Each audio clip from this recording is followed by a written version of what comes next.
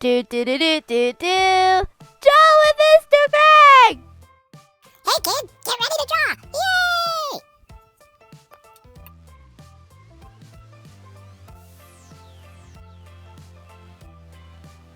To start something like this, find the middle of your paper and put an X. After you put the X on, fill in those spaces with a little bit of black. Now, if you're using a different material other than marker, you can color it in later. After that, draw a line out the back. And then draw a line down from this corner and down from here. As you can see, it's making kind of,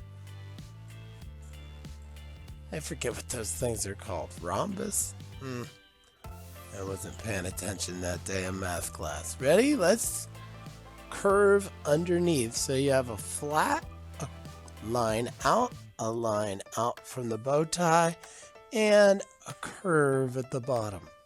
Go ahead and put 3 dots. 1, 2, 3. Looking good so far. Let's go ahead and put in a big belly for this turkey. And then we're going to use, just like we used this line to set us up for this curve, we're going to use this line to set us up for the next curve, and it's going to go out like that. And then it's going to curve forward. So it's curving in, curving out. Okay, go ahead and put another curving line right here. And then this, since the tie is in the way, we can go right through and then curve that way. But we're leaving some space because right here there's going to be an important detail. Go ahead and put in a curve that goes like this and connects, and then curves forward like that. If you have to thicken up your lines to fix any little mistakes, you can. Okay, now we're going to make this a happy turkey, so I'll put a curve going down, and then a little curve going like that, so it'll look like a pointed beak. So curve, then curve up, then curve down again. Now if you want to have yours so it looks like the mouth is open a little bit, you can put in this little dark area, but I'm going to leave this one the way it is. Ready? Put a little line like that, and another line like that. That's going to be the part for his eyes. Now this one, the eyes are looking to the right. I'm going to make these eyes looking like this. And you could choose which way you want your eyes to be. Or if you have a special way of drawing eyes, a lot of kids draw eyes differently than this. If you don't want them to be shiny, just fill them in. All right, now there is an important part. It's called the waddle. And it is like that. Okay, we'll color that in red later on. All right, remember how we had this line going through the tie and this line lining up with the back of the head? Well, this line's going to continue and then point back like that. I'm going to have one here that's going to go out and then point back like that. Now he kind of looks like a penguin, but we're going to make him look more like a turkey if I do a couple more feathers. So here's one, and here's one, and I'll do one more. Here's one that's a little shorter.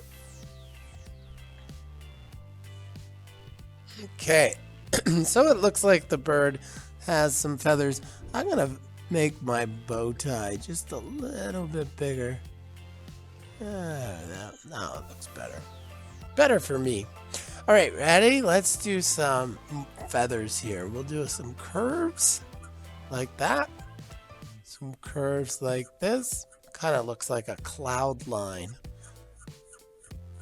I like how the marker's squeaking. It's a squeaky marker today. All right, now there's a trick I want you to see on the hat. We're going to do a little curve like this. And a little curve like that. Same length, same curve. Then we're going to draw one above it. Same curve, but shorter this time. Now go up and up and put a little curve on top. Now in here you're going to put a line down and a line down and then a little square on the inside. Let's finish off the brim of the hat with rounded lines. And you can make your hat whatever color you want, but let's get back to that later. Let's come down to the legs. We'll do 3 little bumpy lines. And that's not his feet. That would make it impossible for him to walk. We're going to make him have some longer legs and make his legs have some funny looking shoes underneath. So ready? We're going to put on a rectangle that's angled back and another one just like it beside, and a rectangle inside, and I'm going to fill that in with black. Then I'm going to use a letter U. The letter U is going to go kind of sideways. And then this one will do the same. Letter U, sideways. That looks like some feet. Then I'm going to curve this up and this up. Now, you can make your shoes different colors, but I'm going to make mine black. Now, your Sharpie or whatever you're using might not have enough juice to color it in, but mine's looking pretty juicy, so I'm going to make mine look like that. Looks like one foot is a little bigger than the other, so I'm going to try to match those. There. Looks good. Now, it doesn't look quite like a turkey yet. Can you look at this one here and see what he's missing? What do you think? What's he missing? Did you say the tail feathers? Because if so, you'd be right.